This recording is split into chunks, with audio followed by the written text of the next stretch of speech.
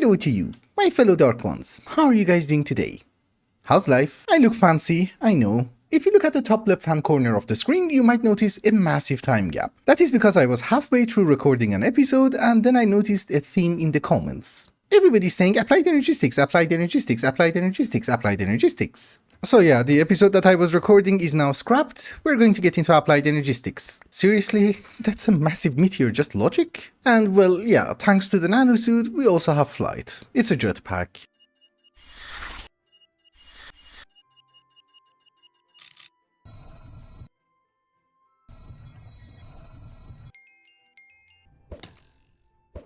Screw the meteors. There's a recipe for making inscribers. I engraved all the remaining inscribers, and let's get to work. Doing AE2 is a teeny tiny bit different in this mod pack. We have to use GregTech machines. It's cheaper. And I'm just trying to get some pure Certus quartz, which apparently can be done inside an autoclave. Yeah, nice. The first one. Normally it takes like 8 hours. I don't really have a dedicated forming press, but I do have the industrial material press. You right-click with a screwdriver, and now it's a forming press. So if I want to make engineering circuits, that should be it. Yeah, we're making 16 every second. Awesome. As for silicon, we have to use the silicon solar grade. I have made way more. This is the recent batch. But it first has to be converted into plates. Again, half a stack every 0.8 seconds. Awesome. Imagine doing that in high voltage. Let's get the silicon as well. Lovely. We have 42 blocks of gold in our mod farm. That's for the logic press. I think we can just cut this one, right? Yeah. So I guess let's try to make some processors. That's incredibly fast. I'm happy with this. Seriously, this is faster than applied Energistics. I had to gather a bunch of resources, so we should be able to proceed. One is that we're going to start with P2P tunnels, so I have made half a stack. Secondly, Fluix cables look garbage, so we are going to waste a bit of resources in order to make covered cables. Well, technically, smart cables. It's 4 ME glass cables and MV circuits. Yeah, well, that's actually quite nice. We have 40. Cool. I thought you need more. It's okay. We can make more. I want to get rid of these circuits. Lovely, we have 100 cables. The smart version. Also, as for the controller, we're going to start with 8. Thank you, thank you. I am going to use P2P tunnels. Later on, we are going to replace the controller with a quantum link, so my P2P tunnels should not be a problem. And since most of the multi-block machines are here, we're going to set up the controller somewhere around here. I have been crafting bits and bobs from Applied Energistics in between the episodes and in between the cutscenes. However, the only thing which is going to hold us back is the lathe. Somebody mentioned it's a good idea to invest in one, but unfortunately I had to change my schedule. But yeah, we have a rods and a decent amount of screws. Yeah. It's decent. What the? It's weird, you get the trophies once you break something, not when you craft them. Oh, thank you, thank you. Yes, I was prepared. So for the moment, 8 P2P tunnels will go on top of the controller and 8 of them on the bottom. It's going to be a total of 16, and since they always have to have an output, we have 32. So it's like a pair. Why am I getting advancements? Oh, it's 8 channels, okay. Doesn't have power, but it's acceptable. So now the question is, how would you make a dense cable? Oh, high voltage. So for the dense ones, we don't actually need that many of them. We just need enough in order to know how many channels we're consuming. So we go with half a stacks of, I don't know, smart cables. That should give us 8. That's more than enough. Oh, you're HV. Okay. I still have not provided anything with power because, well, we need storage. And in this mod pack, storage is a bit different. So instead of using the logic circuit, we need something called item processor tier 1. Well, at least for the 1K ME storage component. That on its own, it's not a big deal, but we also need ULV circuits. And thankfully, there is a cheap method of making that. So we need circuit boards, find annealed copper, red alloy bolt, and a brand new wafer. I just picked it up. Oh, it's in here. So that should be our ULV circuit. It's actually going to give us something called a NAND chip, which we have to cut. That is going to provide us with a crazy amount of ULV circuits. A bit of time later and we have a semi-functioning applied Energistics system with our first P2P tunnel for the drives and the terminals. However, we don't have any storage, so let's try to fix that one as well. Why you no work? My item processors. Yes, I made them, then I forgot to bring them out, but that should be 1K storage cells. And let's try to get a few 4Ks. I have been really hoping to get the quest for that, but I guess it doesn't really matter. We will get the 4K later on. Oh, thank you. And that should be the storage part of our applied Energistics. We can dump the garbage in? Perfect. Power consumption, on the other hand, is not great. I think they have buffed it. It's not a big deal. We can fix that one too. It's just that we need more cells. I have made more drives, I have made more storage cells, I have even made CPUs. They're not called CPUs, they're called crafting storage. And the most important thing is that there is now a huge cable. It runs under our base and it goes to our storage drawers under the old base. And it's not a dense cable all the way, it stops somewhere around here, where I don't need that many P2P tunnels anymore. Anyways, we do have the power to Autocraft and I have made some interfaces. They're a teeny tiny bit expensive, but we are going to start using them. I am going to make a multi-block wire mill, but for the moment we need to have this guy. We're going to use the assemblers and the alloy furnace. And I think if we want to input and output from the same side, we just have to right click with a screwdriver. That is correct, because otherwise it's not pumping the items in. Oh, and by the way, I'm using the smart cables very sparingly. For example, this is a smart cable, shows me the number of channels. These ones are just covered cables, so they're not that expensive. I think they have also disabled some features in Applied Energistics. For example, this is a linked P2P tunnel, and this one is not. Maybe it was like this in 1.7, I don't really remember, but these machines should be now connected. So let's see if we can encode some patterns, and no, the first pattern is not going to be for a pattern, because if I want to use a molecular assembler, I have to use an advanced assembling machine, Mark III. So yeah, it's EV. But my first patterns are just going to be for motors, pumps, things that I don't really like to craft, especially pumps. I hate those the most. So let's see if we can do our first auto crafting. LV motors. Did you craft it? I didn't notice. When did you craft it? Okay, it's crafting it, but the machine is not flickering. We're going to move on to pumps. There was a way of unlocking these. You know, in order to get extra slots. Pattern refiller card?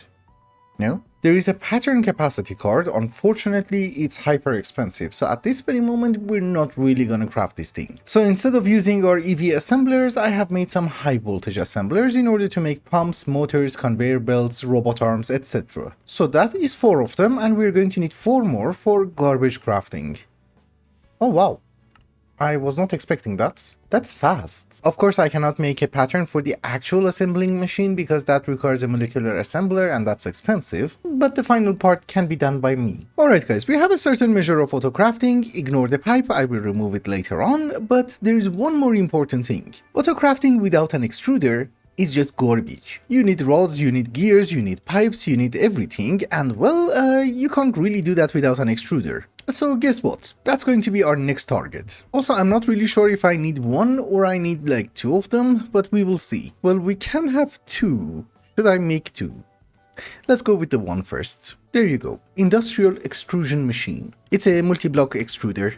I have already made almost a bajillion alloys, so hopefully this is going to go smoothly. I guess we will see. We need a ton of blocks. Actually, instead of doing everything one by one, maybe we should do all of them at the same time. I also need to have a mixer. That requires some sort of a tungsten glass, so let's see if that works. It does work. It's incredibly slow, but it's fine. I'm not really worried about the supply of tungsten steel because I think I have been cooking a ton. It's also titanium and silicon in there, so yeah, there's more tungsten steel. We're good. I also need to have an advanced wire mill, which does require something called blue steel, which, yeah, I have been crafting, don't you worry. So there you go. That is also the controller. As for the mixer, we have the glass that we needed, and that is the controller. I have just been checking and it does seem that we have 21 more IV circuits, so we can have a few more machines. Give me 2 more. So another important machine that we can make is the advanced cutting machine, which hopefully can be converted into the industrial cutting factory. No. Why no? It's the wrong one, it's that one. We have 900 of it, so it's fine. So that's also our cutting factory, and we are going to have an extra bending factory. So there you go. We already have one, which is over there. This one I'm going to use it as a forming press. So they're off the list. However, do we get an extra extruder? Why not? I have the resources, we will do that. With 2 more pistons, obviously. So just to recap, we're going to have 2 more industrial extruders, we're going to have mixing machine, we are going to have a wire mill, a cutting machine, and also a forming press.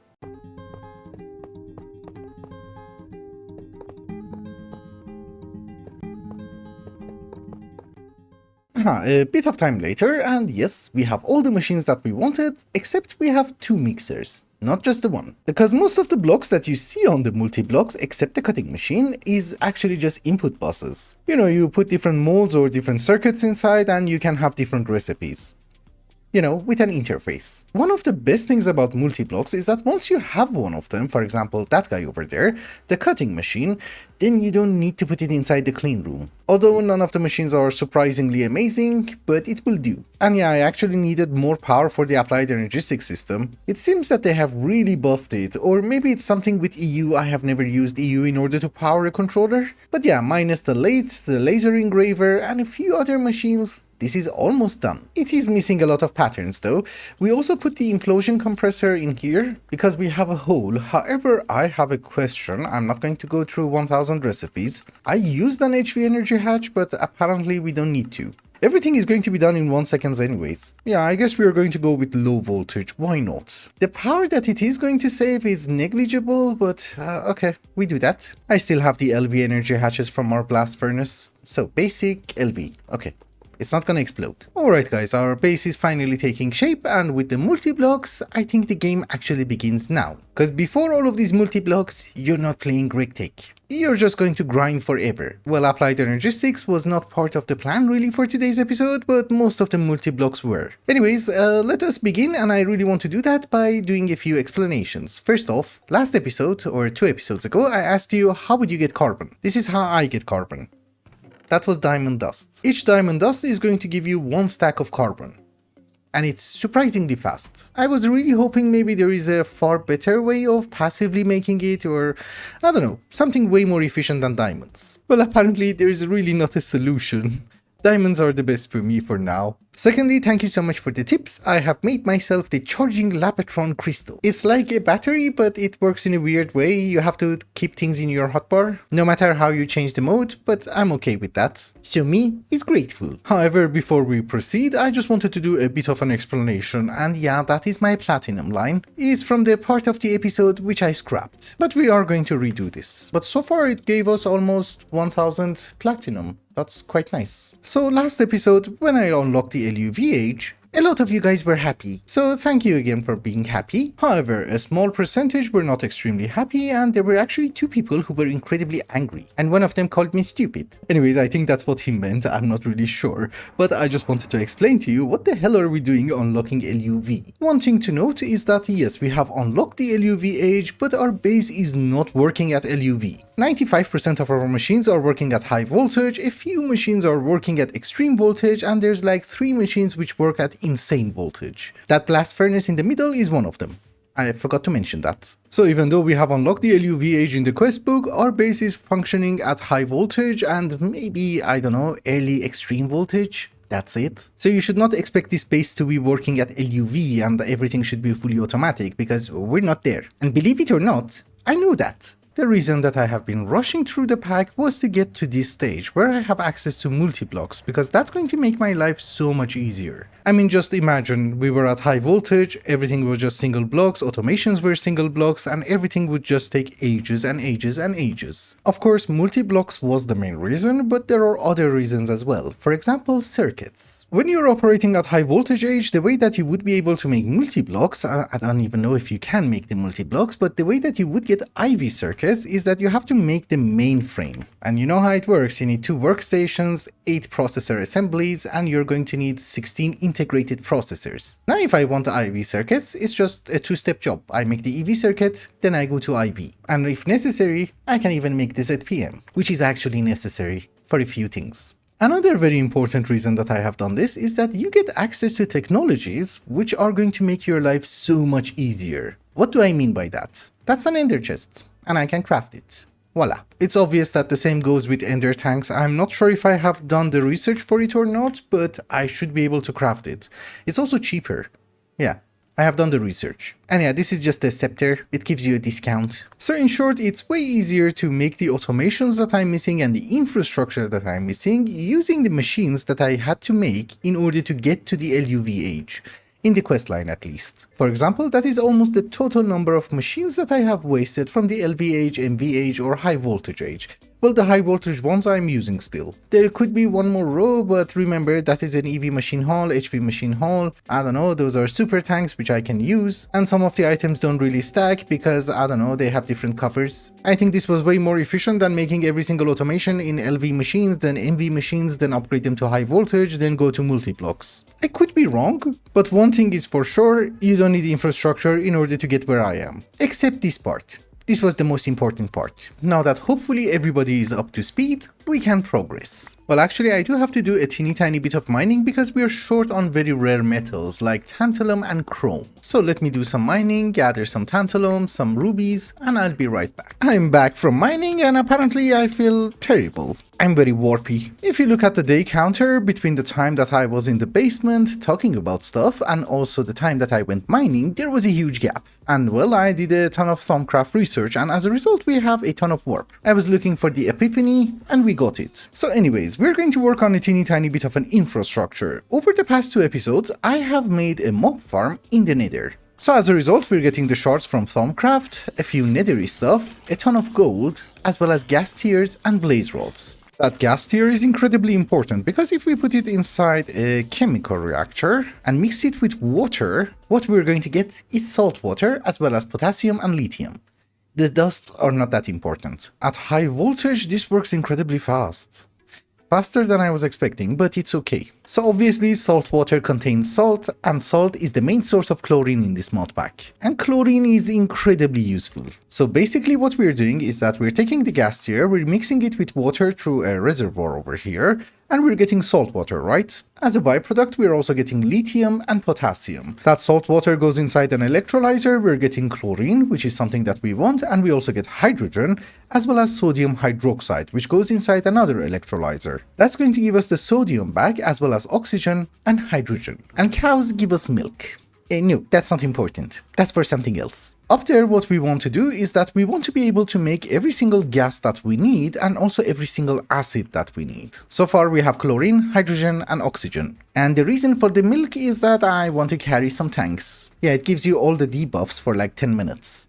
But that is my hydrogen. That's a tank for oxygen. That is a tank for nitrogen. This one will be used for helium later on. And this is for chlorine. And the milk is for me. The debuffs are gone. The fluids and acids that we want to make over here are as follows: ammonia, ammonium chloride, sulfuric acid, nitric acid, and hydrochloric acid. Formic acid, I think we just do it in the basement, because that does require a few extra steps, but the items that I have over here, minus sulfuric acid, which does require sulfur, their ingredients will be produced over here. So it does make sense. And just because of space constraints, I'm going to try and make sure that they're going to share walls. I'm not sure if it's possible. Oh my goodness, a chicken. Stop planting poppies. And it's done. And I'm really happy with myself. So we are producing salt water, chlorine, hydrogen, oxygen. Then we have 5 chemical reactors which are making us ammonia, hydrochloric acid, ammonium chloride, nitric acid, and sulfuric acid. And yeah, for symmetry purposes, we're going to have more super chests on top. It has to be symmetrical. For extra oxygen and hydrogen, I do have an electrolyzer with a reservoir which is electrolyzing water. And for nitrogen, I just have a centrifuge. And well, one of the important technologies that I have unlocked is this guy. Air intake hatch. So instead of using compressors in order to make compressed air cells, you just put this guy. It provides your machines with air. So obviously it does work in a very weird way because you need ammonia in order to make ammonium chloride. You need hydrochloric acid in order to make ammonium chloride. So this is why the buffer for ammonium chloride is full. The buffer for ammonia has just kickstarted. But once everything is full, this should be a decent system. For sorting the fluids, I'm not even using applied Energistics systems, I'm just using fluid conduits from Ender.io. You know, with different colors. Also, it has been a while, so hydrogen is almost full. Oxygen is not rising. I think it's because of nitric acid. Nitrogen is full, and yeah, these tanks are on dumping excess. Because imagine, if your nitrogen gets full, then you will never get oxygen from that machine. Helium, we are going to produce very soon. Chlorine is also full. Ammonia is incredibly slow. It's like 10 buckets every 3 minutes, more or less. However, before we proceed with the helium part and also making a structure for this guy, I want to try something which is a teeny tiny bit time consuming. The gist of it is I want some iridium and osmium. The project can fail because I need a ton and I don't really want to start working on the plat line. Yes, I have already started working on it, but I want to redo this section. Besides, this guy only provides me with platinum and palladium. Osmium and iridium are a whole other section. We are going to do the platinum line in like, I don't know, maybe 2 episodes. And I want the iridium and osmium right now, not later. Since the miners were not incredibly useful on other planets, I actually brought them here to the swamp and I put them on copper veins, so we have a decent supply of chalcopyrite. I was hoping for more. Well, the first miner was not very productive. Let's check the second one. I made sure they're on copper veins, but apparently redstone got a priority? Well, it's fine. I can mine for chalcopyrite. Let me get a bunch. I'll be right back. As it stands, I'm actually way faster than the miners because, well, that's a chest full. The input bus is full. The output bus is getting full.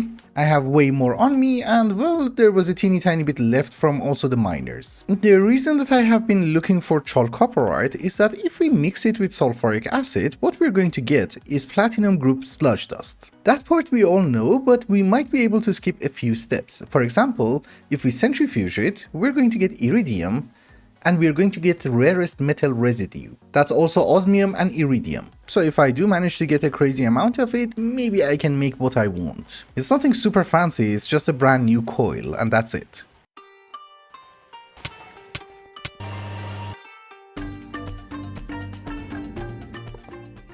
Okay, so the plan kind of worked. We're still processing iridium, but we do have a decent amount. Osmium was a bit faster and we have 69 of it. But yeah, we got far less, obviously. The reason that I wanted these things was that there is an upgrade for our blast furnace called HSSS. Apparently it means high-speed steel or something. It does require an IV mixer, which I have already made, so all of you go inside. That's actually decently fast. Oh, no. It was mixing osmium with iridium. Yeah, that's a more realistic speed. 40 seconds. Just to get 9. Well, I got osmium iridium. I can centrifuge it, I guess, to get my osmium back.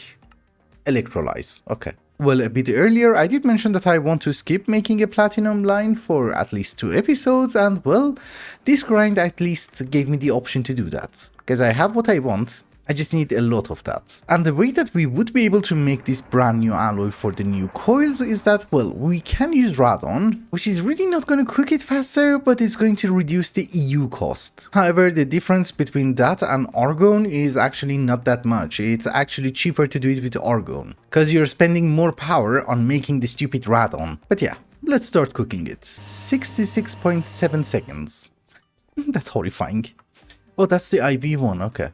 It will take 2 minutes then. Okay, there is a boo-boo. So you might notice it's been a while later. And well, when I put the items inside the blast furnaces, I was like, okay, I'm going to use the time productively and work on my base. You know, I thought I will have like 2 hours, 3 hours time. The problem is that I thought to myself, let's take a half an hour nap or something and, well, I fell asleep for a very long time and that's actually not great. Because I didn't use the time productively, and yes, well, I need some of the fuel to refill the tanks. And since next episode I also want to start working on our fuel infrastructure, well, I'm trying to bank some fuel. So we use half, save half. Anyways, I'm still waking up from my slightly long nap, but I think we have all the ingots. Well, at least for one blast furnace, that's the whole point. Yeah, 40 has been cooled down, we have 2 stacks and 30 left. So that is the coil that we want and it's not going to be surprisingly fast because it's half a minute for one coil. And it also takes like 20 seconds to cool down. But that should be a quest.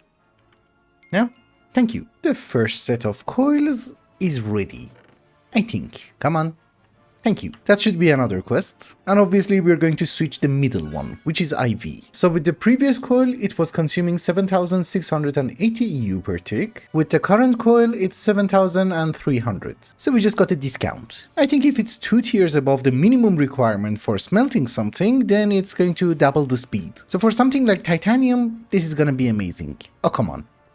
Dude, stop. I'm a bit warpy, I did mention that. I have been working a teeny tiny bit on the building, the blast furnaces are fully upgraded, and when I upgraded them, I noticed I want something else. I had no clue, but apparently there is a block called Volcanus. It's a multi-block, it's a blast furnace, it's faster, uses less fuel, and it does 8 jobs at the same time. The only problem is that it does require blazing pyrotium in order to operate, meaning whenever it's on. And I have been reading the wiki and it seems that by on, they just mean this. It doesn't have to work, but it still requires pyrotium. So I do have one more project I want to finish the building. I also want the Volcanus. So let's start with the Volcanus, because it's actually quite expensive. That is an LUV circuit, and that is 2 ZPM circuits. And well, guess what? I want 3. So one of the things that I have done is that I have been making some more epoxy. We have 256 buckets. There's a bit more everywhere. I forgot where I put them again. That's not the one. That was 16 liters. Oh yeah, there's more here. While I'm preparing some of the parts, we also need some polyethylene. Somebody mentioned that I have no production of polyethylene, and he's absolutely right. It's not automated yet, obviously. But judging on how fast I can make it, I don't really see a need to automate it right now. In the meantime, I think, yeah, we have the fiber reinforced epoxy. Let's process that one too. That takes a bajillion years. And while that is cooking up, I think we need some energetic alloy. Unless I have... oh, okay. We have 560. Let's cook the rest. Why not? I just gave it 1000 aluminium foils. How much do you need? In order to make the Volcanus, we need to jump between a few things from time to time, and yes, I do understand it might get confusing. But when you want to make a super complicated machine, you're going to need circuits, you're going to need alloys, you're going to need so many different metals. So I have made the fiber reinforced circuit board, and I am cooking energetic alloy. We are cooking it every 2.5 seconds, which is great. But I have also been making 4000 foils. That's not going to be enough, I know that. I just wanted to tell you it's a big number. So in addition to all of that, we're going to need either iron 3 or sodium persulfate, which I have made them both. Because from the sodium persulfate process, you get a ton of hydrochloric acid. You just mix that hydrochloric acid with some iron and you get iron 3. And you know, you also get hydrogen, which I'm voiding.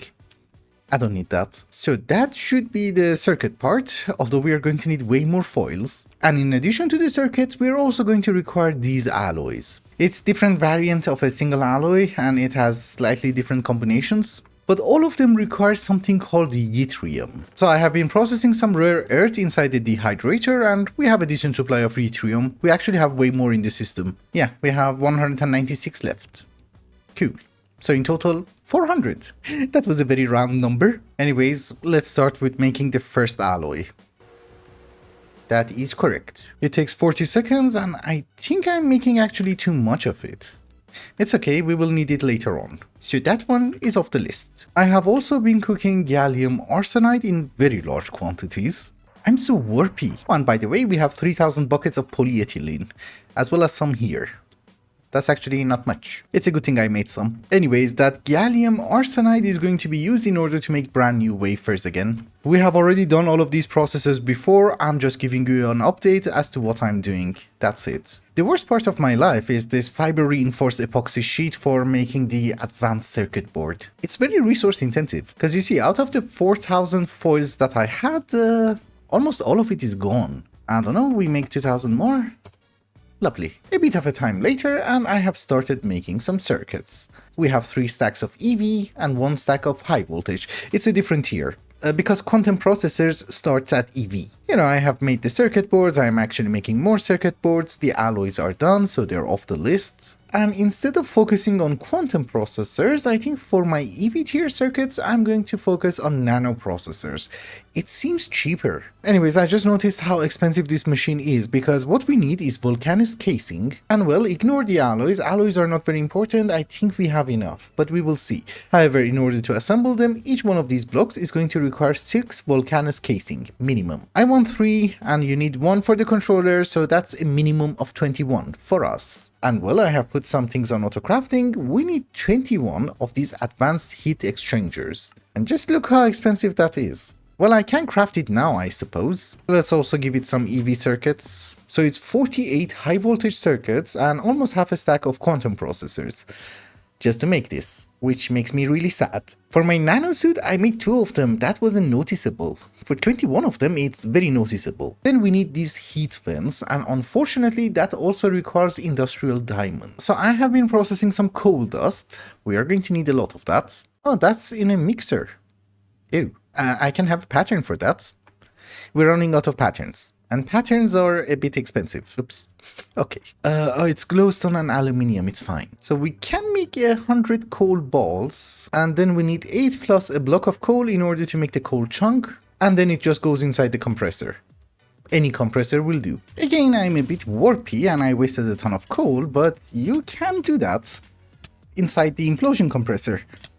You know, for getting industrial diamonds. You just need diamond dust. Yeah, that's perfect. It's okay, we will go with the other recipe as well because I just wasted a ton of coal. We might as well use it. Also, these things didn't stack and you couldn't autocraft them, so I had to put them manually inside. But we also need 21 of these guys.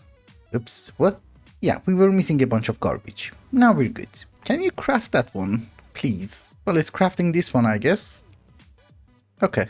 We seem to be fine. So that was the advanced one, we made 21, we also need 21 of the overclocked one. I didn't put a recipe for that one in because you need molten stainless steel inside an assembler. I'm not really in the mood. We're just gonna use the screws. So technically speaking, I have made some of the parts, so we can make some of the Volcanus casing. However, I'm still going to need a ton of circuits and I have to jump back and forth between the clean room and, you know, carry a bajillion items. So I was thinking maybe we can cheat. So there is a wireless applied Energistics system in order to access your clean room because you can't run cables to it. But thankfully we also have ender chests, so I think we should be able to cheat and break our base apparently. I have just checked, behind our terminals we're only using 28 channels, right? So we can have a cable. I should have brought more cables, but it's okay. We should be able to have 2 interfaces like so and 2 ender chests. And a wise person should not use the same colors. Okay, the one which has 1 red is going to be for nano processors, and the one which has 2 is going to be for quantum processor. So instead of having those garbage chests on top, we can have ender chests. And obviously the result can be imported back into our system. I have tons of garbage on me. So if I order a quantum processor, you should be able to make it, and you should be able to give me a notification once it's done. Well, that thing is working. Yeah, it's done. Perfect. So now the question is, what if I order 60? Oh, yeah. Circuit boards. Again, now the question is, what if I order 100? That's a problem. It's actually not a humongous problem. That was my last pattern. Yeah, we were just missing a pattern. So 100 of you... okay. We don't have enough processing power. 30? 30 is fine. Oh, we shouldn't have pumped them all in, right? No, it's fine. As long as you don't order like a bajillion. Cool. I have set in some extra patterns, and in total we are going to need 6 quantum processor mainframes, which is the ZPM tier circuit. So we can craft it. Interesting. Well, that solves a lot of headaches, I suppose. There is also something called a data orb, and we already got one as a quest reward. We need 11 more. Why can you craft everything? Yeah, both of them are working. Cool. It does take a bit of time, but it's automatic.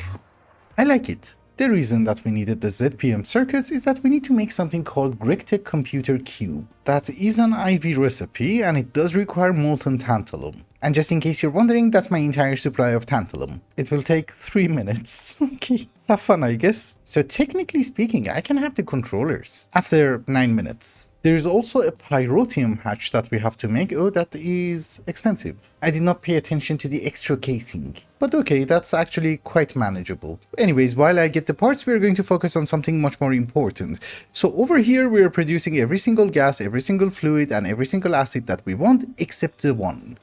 Helium. So helium is straightforward. You put endstone dust inside a centrifuge and you get helium. As a byproduct, you also get platinum, you get tungstate, and you also get sand. There's a percentage, but it's a good percentage. And I actually need the tungstate because I don't have tungsten left, or scheelite, or whatever. So this has like 2 steps, it's super simple, and we're even going to use our steam macerator. So I have set up the macerator, we have a centrifuge, and everything has power. And I'll be very honest with you, I have like 3000 endstone dust, and that's my entire supply of endstone. So it's not going to be amazing for demonstrations, but here's the deal. When you macerate endstone, what is going to happen is that you will get 1 endstone dust, right? And it's also impure. True, there's also a 5% chance of getting a tiny pile of tungstate, but that's not actually that amazing. You need to compact the tungstate, you need to wash the endstone, and that's not what I want to do. What I want to do is to get the most amount of endstone dust, and that's where the endstone from chisel comes in, the endstone bricks. That, when you macerate it, gives you 9. And you know where I'm going with this, because there's an auto chisel. Voila. It will take 35 seconds, we will consume 1,600 steam, but after a while we get a bunch of endstone dusts. And I forgot that those are steam machines, they're garbage. I need some sort of a conveyor. A good conveyor. The centrifuge is also working at MV, we can buff it up to HV, but I don't think that's going to be necessary. Because you see, it's actually doing 4 recipes at the same time, so we don't need to buff it. That's 25 buckets of helium, and also 216 sand. So yeah, the main problem is that... Hello? Oh, hi. Stop, I'm warpy. So yeah, the main problem is that we don't really have that much endstone, but we will get more. Don't you worry. But I have 3000 dust. Yeah, almost 3700. Nice. Another very important thing is that our GregTech computer cubes are ready. Is that a quest? As far as I'm seeing it, no, that's not a quest. But I have done some calculations and yeah, we have to rescale our project. We can't have 3 today, but we can have the 1. It's actually too expensive, so let us have a few casings. We should be able to have 2 robot arms.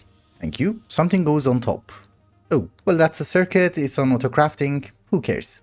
Do you know what is the problem? It's using any IV circuit in order to craft this guy, which is not acceptable, so we will prevent or dictionary substitution. Yeah, this time it's working. Good. So there you go. That is the Volcanus, the controller. And that should be a quest. You need all the blocks. It needs the pyrotium heating vent as well, so yeah, we have to craft this one too. This is an alloy that we have, yeah. The other one we don't have that much. Honestly speaking, the important thing is that we have them. That means that it's not something LUV or, I don't know, it's not something crazy. I don't really have a pattern for the golden tank, so let's craft it. And we're going to have 3 IV machine halls. I made an extra one. Oops, it's okay. Not a big waste. The input hash takes 24 seconds. Why? Okay, see you in a bit.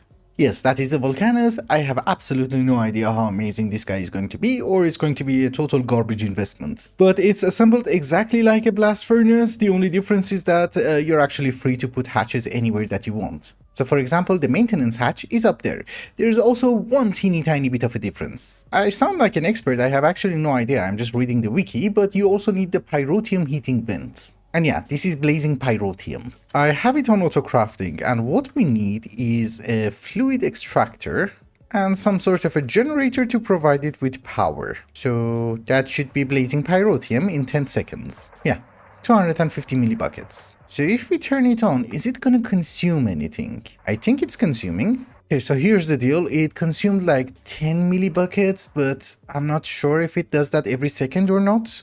Yeah, it says 10 millibuckets of blazing pyrotium per second during operation, but it wasn't operating. And still we're missing 10 millibuckets. Okay, so I guess if it's on, it's not a big deal. Anyways, let's get 500 more pyrotium dust. And I don't know, for the moment, a chest with a conveyor belt until we automate it. Whoa, hi. Warp. Yeah, we're still missing that 10 millibuckets. I'm not sure how it works. Worst comes to worst, we can use redstone and comparators in order to make it work. But the most important thing is that, how does it work? So I have some aluminium dust. For you, it takes 16.4 seconds. So for this guy, it should be 8.2 seconds. This is EV, that one is IV. Without any gases, how will you perform? 29 seconds for 8. That's a good machine. We should have 2 more. I'm just saying. But yeah, we got 8. Okay. Even without upgrading the other 2 blast furnaces, with this setup that we have, it's like we have 10 blast furnaces. Because this guy does 8 recipes at the same time, which is amazing. But don't you worry, I'm going to upgrade them all. Then it's like having 24 blast furnaces for the price of 3. However, I kept saying that next episode I want to start working on our power generation setup, and I'm mainly talking about that section. And well, I want to delay that by 1 episode because I think there is something far more important that I should invest in. The purple mod.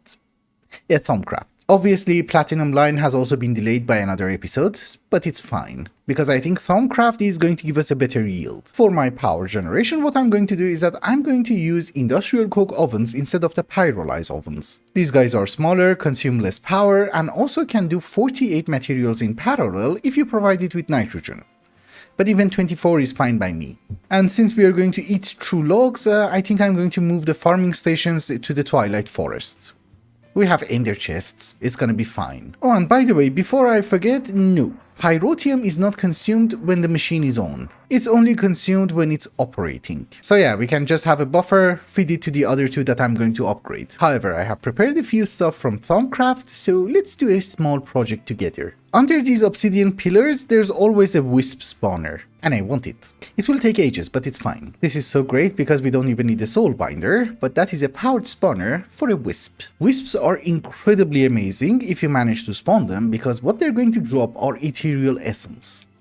And they're going to drop every single one. And why are ethereal essence important? Well, I do get a few wisps inside the mob farm, so let me show you. For example, this is ethereal essence for Alienis. It gives you 2 Alienis and 2 Aurum. So imagine getting that for every single aspect. Let's make an advanced filter because I want to try something. And I think I should have an extra ender chest. Yeah, this is my ender pouch for my tools. But I think once you have the pouch, you don't need the chests. Right? Yeah. Now the chest is empty. The pouch is full.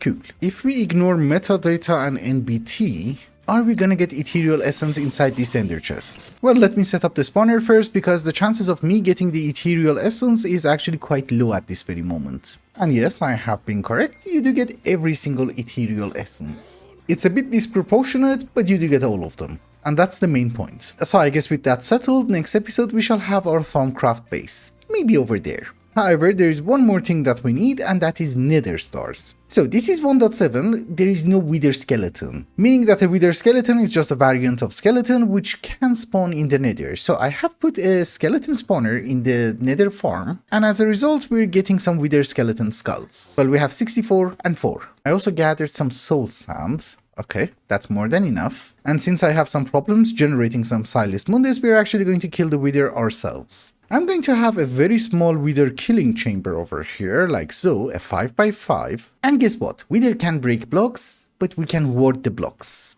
Meaning that nobody in the universe can break it except myself. Okay, that is a warded cube. It's a 3x3x4. And hopefully every single block is warded, but we will see, I guess. But you see, it can't be broken unless I unward it. If he cannot escape... That's not my first wither. Anyways, if he cannot escape, maybe we can automate killing him. But this is way easier. Again, not my first wither. This is a bit faster than Silas Mundus. And honestly, so far he hasn't touched me. He will, don't you worry. Also, maybe we should ward these blocks as well. Otherwise, there's going to be a massive hole. Yeah, I just killed like 3 withers without taking a hit. So, something funny. I have killed 10 withers. That's not the funny part. Palladium sword blade does a lot of damage. That's what I discovered. Let's check. Might have a garbage durability, I'm not really sure, but it's gonna be totally worth it. So we go from 14 hearts of damage to 23. Wow, that's amazing. Oh yeah, it's way better. Also, I don't think I need that many divination sigils. But I think that's a good progress. And with that, ladies and gentlemen, I also think it's a good time to wrap up the episode. Thank you so much for watching, and I hope you enjoyed it. Till the next one. Bye bye.